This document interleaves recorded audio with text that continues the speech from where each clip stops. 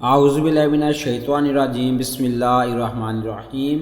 मदरी TV के मुअज़्ज़ज़ साथियों, अस्सलामु अलैकुम वरहमतुल्लाहि वबरकातुहू। दोस्तों, आज हम आपको एक ऐसे दिल दहला देने वाले वाक़यात बताने जा रहे हैं जिसको सुनकर आपका दिल परेशानी से बच जाएगा। ये वाक़या इंडिया के शहर दिल्ली में वाक़या पेश आया, जिसमें एक शख्स ने अपने गर्लफ्रेंड के जिस्म का अपनी गर्लफ्रेंड का मर्डर किया। मर्डर करने के बाद उसने अपनी गर्लफ्रेंड के जिस्म के 35 टुकड़े किए और उसके बाद उसने अपनी गर्लफ्रेंड के प्राइवेट पार्ट्स उनको अलहदा से काटा। इन सब को काटने के बाद उसने इस सारे सामान को, जिस्म के हिस्सों को फ्रिज के अंदर रख दिया। और फिर इसके बाद वीडियो में आगे बढ़ने से पहले आपसे दरख्वास्त है कि मेरे चैनल को लाइक, शेयर और सब्सक्राइब कर दें और बेल आइकन पर क्लिक कर दें ताकि हर नई आने वाली वीडियो आप तक वक्त पर पहुंच सके। शुक्रिया। दोस्तों, हम बात कर रहे थे इंडिया के शहर दिल्ली में होने वाले इस वाक़या के ऊपर, जिसमें एक शख्स जिसका नाम आफ्ताब अमीन पुणे वाला था। आफ्ताब अमीन एक मुसलमान था और ये पेशे के लिहाज से एक कुक था, यानी कि ये कुक का काम करता था।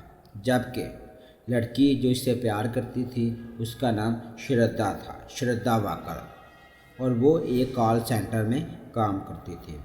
हुआ कुछ यूँ कि सोशल मीडिया पर इन दोनों की दोस्ती बनी और दोस्ती बनने के बाद इन्होंने एक दूसरे से मुलाकातें की। मुलाकातों के बाद एक दूसरे से प्यार करने लगे और शादी का एक दूसरे से वादा करके इकट्ठे रहने लगे। जब इस लड़की ने अपने वालिद साहब से इस रिलेशनशिप के बारे में बात की और शादी का कहा तो उसके वालिद साहब ने इस लड़की को मना कर दिया और ये कहा कि वो मुसलमान है और हम नॉन मुस्लिम हैं, ये शादी नहीं हो सकती। लेकिन इस लड़की ने अपने वालिद साहब से कहा कि मैं मैच्योर हूँ, मैं 18 साल से ज़्यादा मेरी उम्र है, इसलिए मैं जो चाहे कर सकती हूँ। तो ये कहकर इस लड़की ने अपना घर छोड़ दिया। घर छोड़ने के बाद ये लड़की बगैर शादी के उस लड़के के साथ रहने लगी। जब रहते हुए कुछ 6 माह गुजरे तो लड़की ने फिर उस लड़के से कहा कि शादी कर लेती है, लेकिन उस लड़के ने ये टाल मटोल किया तो इनके दरमियान खींचा तानी बढ़ने लगी। बढ़ती बढ़ती यहाँ तक आ पहुँची कि उस लड़के आफ्ताब अमीन पुणे वाला ने इसका मर्डर किया। मर्डर करने के बाद उसके जिस्म के 35 हिस्से किए। 35 हिस्से करने के बाद उसने इसके जिस्म के हिस्सों को फ्रिज के अंदर अलहदा रख दिया और इसके जो प्राइवेट पार्ट्स थे उनको भी काट के अलहदा रख दिया। 8-10 दिन तक फ्रिज के अंदर जिस्म के हिस्सों को रखने के बाद इस लड़के ने इसके जिस्म के हिस्सों को जंगल में जाकर फेंक दिया। तो उसके वालिद साहब, जिनसे ये लड़की घर से बाहर निकल गई थी, जब वालिद साहब को 1 साल हो गया कि बेटी से रब्ता नहीं हो सका, तो 2022 के एंड पर हालिया दिनों में इसने रब्ता करने की कोशिश की तो कोई रब्ता ना हो सका। लेकिन जबकि आफ्ताब अमीन जो लड़का था उसने मर्डर करने के बाद इस लड़की का मोबाइल फ़ोन खुद चलाता रहा, उसके WhatsApp group, social media, Instagram, मतलब हर चीज़ खुद हैंडल करता रहा और ये शो करवाने के लिए कि लड़की ज़िंदा है। लेकिन जब वालिद साहब का रब्ता ना हो सका तो उसने दिल्ली की पुलिस में कंप्लेन लिखाई। तो जब इन्वेस्टिगेट किया गया तो इस लड़के तक पहुंचा गया तो इस लड़के को गिरफ्तार कर लिया गया। इस लड़के ने इंकशाफ किया कि मैंने इसके 35 हिस्से किए हैं। दोस्तों, अगर बात करें तो ये स्टोरी आपको सुन के आपका दिल गमगीन हो गया होगा और परेशानी के आलम में आप होंगे। लेकिन दोस्तों, बात ये है कि जहाँ तक मर्डर का काम है तो वो तो होते रहती हैं। कोई किसी को मार देता किसी वजह से, कोई किसी को मार देता किसी वजह से। लेकिन यहाँ जो काबिल गौर मसला ये है कि इस लड़के ने उस लड़की के 35 टुकड़े क्यों किए? क्या वजह थी कि इसने इस लड़की के 35 टुकड़े किए? तो मैं यहाँ ये बताने की कोशिश करूँगा कि किस तरह हम इस तरह की चीज़ों से बच सकते हैं, किस तरह हम अपनी नौजवान नस्ल की तरबियत कर सकते हैं, वो इस तरह के जो काम है वो इनसे बाज रहें। पहली बात ये है कि लड़की ने के बाप ने जब इसको रोका था तो उसको चाहिए था कि रुक जाती, क्योंकि ना रुकने की वजह से ये सारे मामलात हुए। एक तो ये कि वो लोग जो फेमिनिस्ट के नारे को बुलंद करना चाहते हैं कि लड़की जो चाहे वो करे, जैसे पाकिस्तान में आज़ादी मार्च हुआ था ख़वातीन का जी, मेरा जिस्म मेरी मर्ज़ी, ये जो कहानी है ना ये उसी का हिस्सा है, मेरा जिस्म मेरी मर्ज़ी का ही हिस्सा है। अगर हम गौर फिक्र करें ना उसी का हिस्सा है। तो यानी कि इसने भी ये इसी के ऊपर चली कि मेरी जिस्म है मेरी मर्ज़ी है, मैं क्यों किसी के ताबे रहूँ, मैं जो मर्ज़ी करूँ, इसके ऊपर ये चली। आपने वाल साहब की बात ना मानी, उस लड़के के झांसे में आ गई। तो उस लड़के ने ज़ाहिर है जो लड़का आपसे सोशल, ख़ासकर लड़कियों के लिए पैगाम है, जो लड़का आपसे सोशल मीडिया के ऊपर आपसे बात करता है, आपको यकीन दिलाता है, कस्में उठाता है, कहता है, तो आप सोचें जो लड़का आपसे बात कर रहा है तो किसी और से भी बात करता होगा डेफिनेटली। अब एक बंदा है ना कई सालों से फेसबुक यूज़ कर रहा है, तो अगर आपसे बात करते हैं, आपसे उसने प्यार के दावे किए हैं, बड़ी कस्में खाई, मैं ये किया, तो डेफिनेटली वो दूसरी लड़कियों से भी बात करता होगा, दूसरों के भी ऐसे करता है। इसलिए लड़कियों को चाहिए इस तरह की लड़कों से इज्तनाब करें, इस तरह की एक्टिविटी से इज्तनाब करें, लड़कों के झांसों में ना आए। आपको लड़कियों को क्या पता है कि जिससे वो बात करें वो किस किस्म का है, उसकी तबीयत कैसी है, उसकी नेचर कैसी है, वो कहाँ रहता है, क्या करता है, क्या नहीं करता। झूठ तो जितना मर्जी बोल लें, लड़का क्या कहे जी मैं ये करता हूँ वो करता हूँ, अब उस लड़के ने कौन सा उसको देखा है। तो ये लड़कियों को चाहिए कि अपने वालिदैन की बात मानें, उनकी इज़्ज़त का ख्याल रखें। दूसरी बात वालिदैन के लिए जी, अपने नौजवान नस्ल को, अपनी बेटियों को, बेटों को इस्लामी तालीमात दें, उनको बताएं भाई ये दुनिया फ़ानी है, जन्नत का उनको नज़ारे बताएं जन्नत कैसे मिलेगी, और बताएं जन्नत में कैसे रहना है, कितनी देर तक रहना है, उसको दोज़ख के होलनाकियों के बारे में बताएं, सारा कुछ बताएं। चलो 100 में 100 लोगों को बताएं, 100 तो नहीं, कोई 15-20 तो अमल करेंगे ना, आपके लिए सदका जारिया भी बन जाएगा, और इसके साथ साथ आपकी नस्ल भी संवर जाएगी। ये वालिदैन की ज़िम्मेदारी है, हमारे मुआशरे की ज़िम्मेदारी है कि हम नौजवान नस्ल को ध्यान दें, उनको बताएं कि यार ऐसा करो, ऐसा करने से ये होगा, ऐसा करने से ये होगा। दूसरी बात ये कि उस लड़के ने ये काम क्यों किए, तो लड़कों की तरफ आएँ तो डेफिनेटली वो फिर वालिदैन की ज़िम्मेदारी बनती है कि अपने बच्चों के ऊपर समझाएँ। अब ये जो लड़का था ना आफ्ताब अमीन पुणे वाला, ये ना एक नेट के ऊपर वेब सीरीज़ चलती है जिसको कि डेक्स्टर, जिसका नाम था डेक्स्टर। वेब सीरीज़ किसको कहते हैं जी, जैसे आप ड्रामा देखते हैं ना, तो ड्रामा 1, 2, 3, 4 ये टीवी के ऊपर लगता है, इसी तरह नेट के ऊपर भी एक सीरीज़ ड्रामा लगता है, ठीक है। वो ड्रामा जो लगता था ना, एक सीरीज़ थी, वेब सीरीज़, उसका नाम था डेक्स्टर, DEXTER, डेक्स्टर। वो उससे इंस्पायर्ड हुआ था, यानी कि उसने डेक्स्टर सीरीज़ देखी, उसमें ये डेफिनेट यही है जो इसने किया, यही काम हुआ होगा। मैंने तो देखी नहीं है, लेकिन उसमें यकीनन यही काम होगा, इसलिए तो वो इंस्पायर हुआ। मतलब उसने जब लड़की ने बार बार ये कहा होगा कि मुझसे शादी करो शादी करो शादी करो, उसने इनकार कर दिया, तो उसने फिर बोला मैं क्या करूं। उसने वो मूवीज़ देखी है, इस तरह की फ़िल्में देखी होंगी, इस तरह के और चीज़ें देखी होंगी, तो फिर उसने, बंदा जिस चीज़ को ज़्यादा देखता है ना उसी का ग़ुलाम हो जाता है, उसकी कैद में हो जाता है। अब जो लोग ये जो मार कटाई वाली फिल्में ज़्यादा देखते हैं ना, उनकी नेचर भी मार कटाई वाली हो जाती है। जो लोग लव स्टोरी वाली फिल्में ज़्यादा देखते हैं, उनकी नेचर भी लव स्टोरी वाली हो जाती है। जो लोग गलत किस्म की, फाश किस्म की मूवीज़ ज़्यादा देखते हैं, उनका माइंड भी उसी तरफ हो जाता है। इसलिए अपने बच्चों के ऊपर नज़र रखें, ये क्या करते हैं, रात को क्या देखते हैं, अगर 2-3 बजे तक कंप्यूटर पे बैठते हैं तो क्या करते हैं, करते क्या हैं, ये देखें, गौर करें। आपकी ज़िम्मेदारी है भाई, आपसे भी पूछा जाएगा कि आपने अपने बच्चों को क्या सिखाया, क्या नहीं सिखाया। ये आपकी ज़िम्मेदारी है, आपसे सवाल होना है क़यामत वाले दिन। ये अपनी ज़िम्मेदारी खुदा के लिए पूरी करें। ये पैसों के पीछे ना भागते रहें, जिम्मेदारी करें पूरी, ठीक है। हमने यहाँ नहीं बैठे रहना। दूसरी बात ये कि वो लड़का जब वेब सीरीज़ देखता था तो वो इससे इंस्पायर होकर अपने उसने गर्लफ्रेंड का मर्डर किया, उसको 35 हिस्सों में तकसीम कर दिया। लेकिन यहाँ एक और स्टोरीज़ है कि क्या ऐसा हो सकता है कि ये सारा डाटा उस वक्त डार्क वेब के ऊपर नशर हो रहा, क्योंकि अक्सर डार्क वेब के ऊपर इस तरह के काम होते हैं। बिल्कुल ये भी हो सकता है, मुमकिन है कि जब वो ये काम कर रहा होगा, मे बी डार्क वेब के ऊपर वो वीडियो चल रही होगी। तो आप डार्क वेब के बारे में जानते हैं, एक ऐसी दुनिया जहाँ पे हर अलीगल नाजायज़ काम होता है, हर नाजायज़ काम होता है, उसको डार्क वेब कहते हैं, ठीक है। तो आप ये देखें, इंडिया न्यूज़ के ऊपर भी ख़बर से आ रही है, आप वीडियो देखें, इसमें क्या कह रहे क्या नहीं कह रहे, और फिक्र करें। श्रद्धा मर्डर केस से जुड़ी इस वक्त की बड़ी अपडेट आपको बता दें।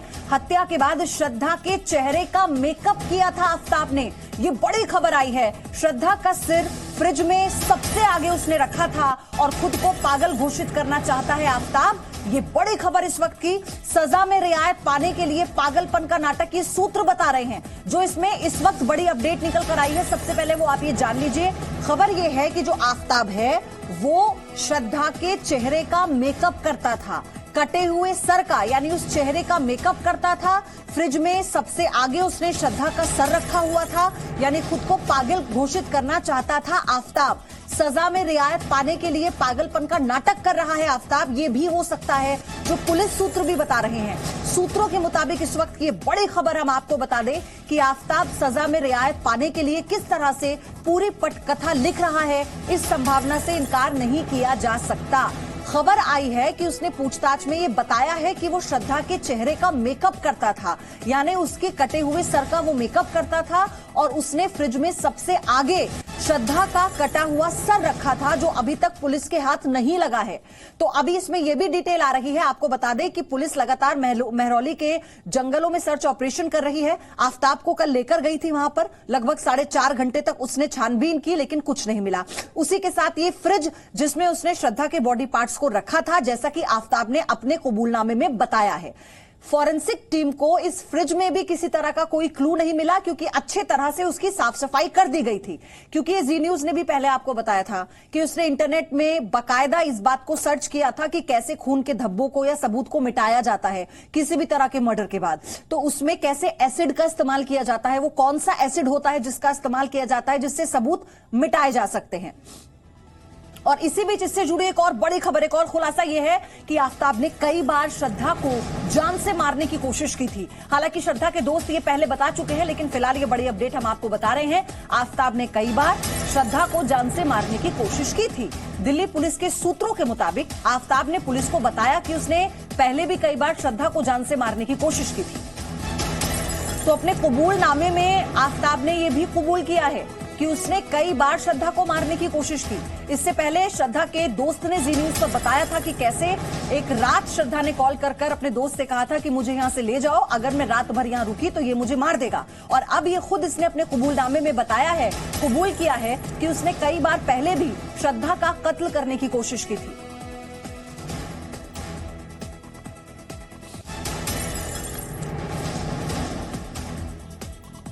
तो ये इस वक्त बड़ी अपडेट हम आपको बता रहे हैं इस पूरे केस से जुड़ी हुई। चलिए अब जो बड़ी अपडेट आई है, जो खुलासे हैं, आपको विस्तार से हम बताते हैं। आपको ये समझना होगा कि हत्या के बाद श्रद्धा के चेहरे का मेकअप किया था, ये खुद उसने कहा है। और आपको बता रहे हैं, सूत्रों के हवाले से खबर आ रही है कि अपने कबूलनामे में आफताब ने ये बात कही है। श्रद्धा का सर फ्रिज में सबसे आगे आफताब ने रखा था और वो फ्रिज खोलकर कई बार श्रद्धा का सर, उसका चेहरा देखता था। खुद को पागल घोषित करना चाहता है आफताब, ये पुलिस सूत्र बता रहे हैं।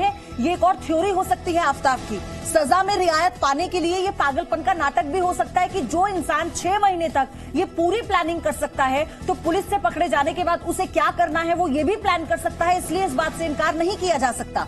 हत्या के बाद महाराष्ट्र समेत कई राज्यों में वो गया था, तो ये पूरी संभावना है कि पुलिस उन तमाम राज्यों में जा सकती है सर्च ऑपरेशन के लिए। एफएसएल की टीम को फ्रिज से कोई सुराग नहीं मिला, क्योंकि इसने सभी सुरागों को मिटा दिया, इसने फ्रिज को पूरी तरह से क्लीन कर दिया था, साफ कर दिया था और इसी वजह से कोई भी सुराग फॉरेंसिक टीम के हाथ नहीं लगा। प्रमोद शर्मा, येशा कोटक, मेरे दोनों सहयोगी हमारे साथ जुड़ चुके हैं। प्रमोद दिल्ली से हैं, येशा मुंबई से हमारे साथ हैं। सबसे पहले प्रमोद, मुझे अपडेट ये बताइए, क्या ये संभावना है कि दूसरे राज्यों में, महाराष्ट्र की बात हो रही थी, पुलिस टीम जा सकती है और जो सूत्र थ्योरी बता रहे हैं कि अपने आप को पागल दिखाकर ये सजा में रियायत पाने की इसकी पूरी स्टोरी है, इससे इनकार किया जा सकता है क्या? देखिए बिल्कुल पयूदी, अभी तक की जो श्रद्धा हत्याकांड में जो पुलिस की जांच हुई है, जितनी भी अभी तक जो बॉडी के पार्ट्स रिकवर हुए हैं और जिस तरीके से ये पुलिस को बरगला रहा है, हालांकि पुलिस को पूरा अपना जो स्टेटमेंट दिया है, इसने कबूल किया है कि इसने श्रद्धा का मर्डर किया था और बॉडी पार्ट्स को यहाँ फेंका था, लेकिन पुलिस को अभी तक पूरी कामयाबी नहीं मिल पाई है। वो तमाम बॉडी पार्ट्स अभी नहीं मिल पाए हैं और जो फॉरेंसिक एविडेंस की हम बात कर रहे हैं, तो इतने पुख्ता एविडेंस नहीं मिल पाए हैं जिसको लेके पुलिस एक मजबूत केस बना सके। इसलिए इसको जब कोर्ट में पेश किया जाएगा, इसकी 5 दिन की रिमांड खत्म होने के बाद इसे दोबारा रिमांड पे लिया जाएगा और इसका नार्को एनालिसिस टेस्ट भी करवा। और इसी वजह से उसने अभी जल्द ही लगभग फरवरी में उसने मैसेज भी किया कि हाँ, क्या मैं रिजल्ट लेने आऊं कॉलेज में।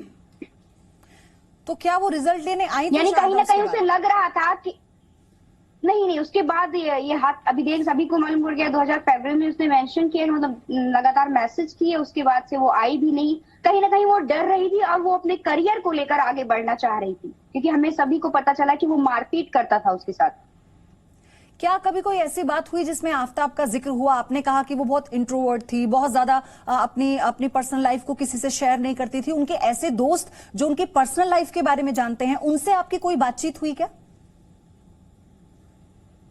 जी, उनके दोस्तों से मेरी बातचीत हुई जो उस समय कांटेक्ट में थे, क्योंकि जैसे कि उसने लास्ट ईयर जो है उसने लेट कंप्लीट किया, लॉकडाउन के दौरान उसने कंप्लीट किया। 2018 के बाद हम अलग हो गए थे, वो 19 में कंप्लीट की। और जो फ्रेंड्स के कांटेक्ट में थी वो ऐसा बता रहे हैं कि वो पूरी तरह से परेशान हो चुकी थी आफताब से।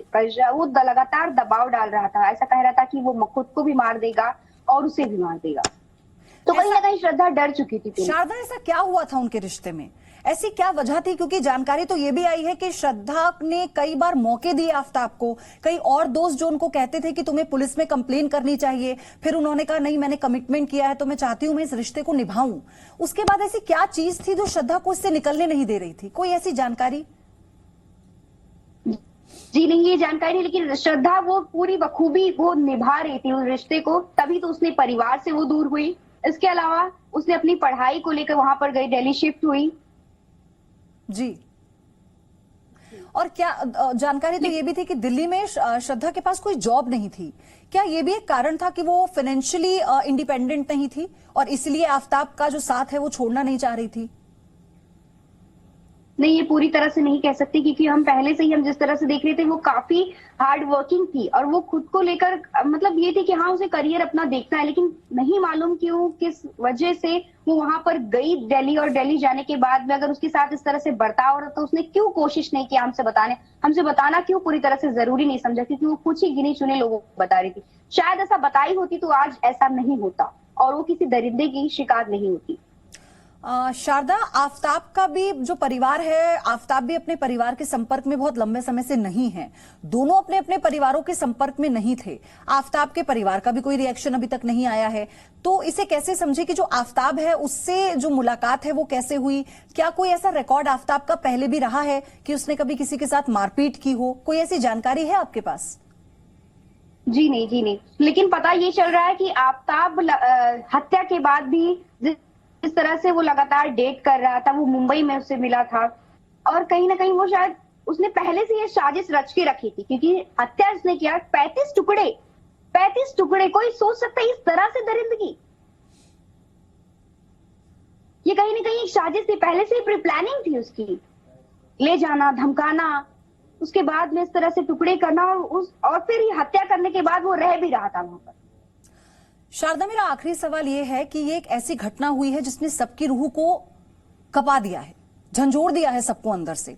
उन लड़कियों के लिए भी जो बाहर रहती हैं, मैं आज भी यकीन नहीं कर पा रही हूँ। 2 दिन से लगातार मैं यही सोच रही हूँ, मुझे ऐसा लग रहा है कि वो श्रद्धा है, अभी कुछ नहीं नहीं हुआ है श्रद्धा के साथ। मैं अभी भी यही सोच रही हूँ, यकीन ही नहीं कर पा रहे हैं कि श्रद्धा, वो जो इतनी करेजियस थी, श्रद्धा के साथ ऐसे कैसे हो सकता है।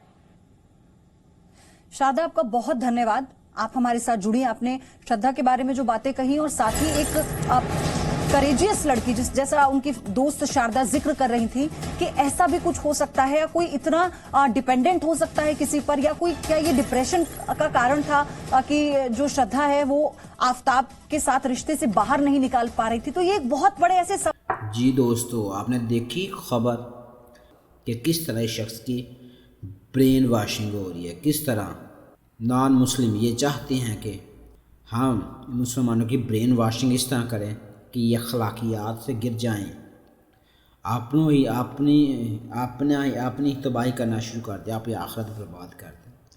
तो दोस्तों, फिर आपसे एक दफ़ा यही कहता हूँ कि खुदारा अपनी नौजवान नस्ल की, अपने छोटे बच्चों की जिन साजी करें, उनको इस्लामी वाक़यात सुनाया करें, उनको लव स्टोरी ना सुनाएं, कहानियाँ ना प्यार वाली सुनाएं, उनको इस्लामी वाक़यात सुनाएं, सहाबाए किराम के वाक़यात सुनाएं, सहाबिया किराम रहमतुल्लाह अलैह के वाक़यात सुनाएं यार, उनको बताएं, उनको क़यामत के बारे में बताएं, उनको जन्नत के नज़ारे दिखाएं, जन्नत के नज़ारे बताएं, उनको क़यामत की होल ना किसे डराएं। तो इंशाल्लाह उम्मीद है कि आपके जो नस्ल होगी वो अच्छी होगी और आपकी ज़िम्मेदारी भी पूरी हो जाएगी। शुक्रिया।